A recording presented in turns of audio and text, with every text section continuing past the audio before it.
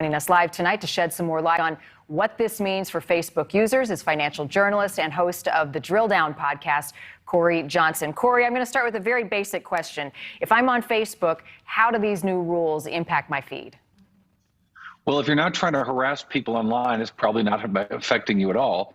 And this isn't just Facebook. Let's think about Instagram and how massive Instagram is in terms of its reach globally. But Facebook is clearly on the defensive here, and not least of which from a series of investigative articles that have been in the Wall Street Journal during this week.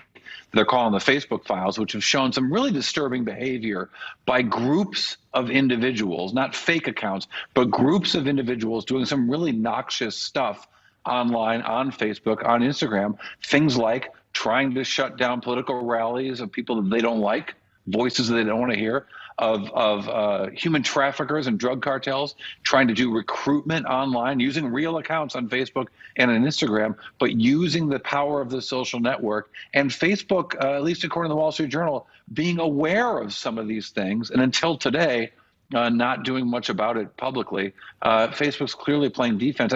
I think what's really interesting here is how much does Facebook really think that they should be policing this stuff? Or does the company culture fundamentally say, these are tools, go online, do what you want, and that's up to you. We don't want to get involved. It's a philosophical debate within Facebook as well as within our society. Well, and isn't the question, is it realistic that they can police Facebook? I mean, its massive reach globally is beyond compare when you talk about other social media groups. More than 90% of the monthly users are now outside of the U.S. and Canada. So how do they police it, and how do they decide what is harmful? They can police whatever they want. They have the resources. To be clear, and full disclosure, my firm is long Facebook shares. So it's a very profitable company. They've got all kinds of resources to do the things that they want to do. The things that they don't do are the things they've chosen not to do. They have all the power in the world to do this. Let's also understand that their algorithms are a benefit from showing the things that get us upset, showing the things we want to keep watching, showing us the things that make us keep clicking, keep watching, whether it's pictures of puppy dogs or pictures of political things that get us upset.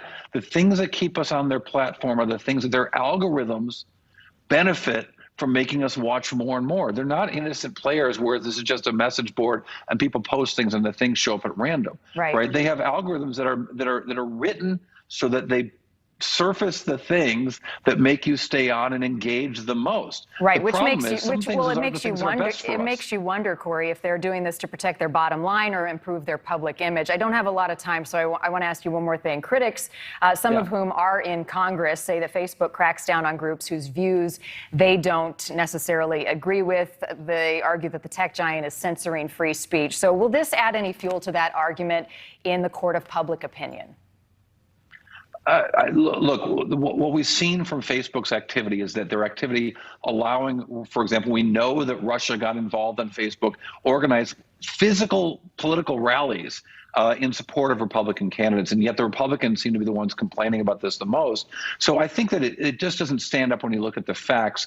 Whether the facts can be used in arguments to persuade people, who knows? But I think what we see is this doesn't look to be partisan, but it does look to be something that benefits this Facebook algorithms and lead to more clicks, which is what that business is all about. Well, a global company and making a lot of money in the process, nearly $85 billion in worldwide revenue. Cory Johnson, as always, thanks for your time. Good to see you. Thank you.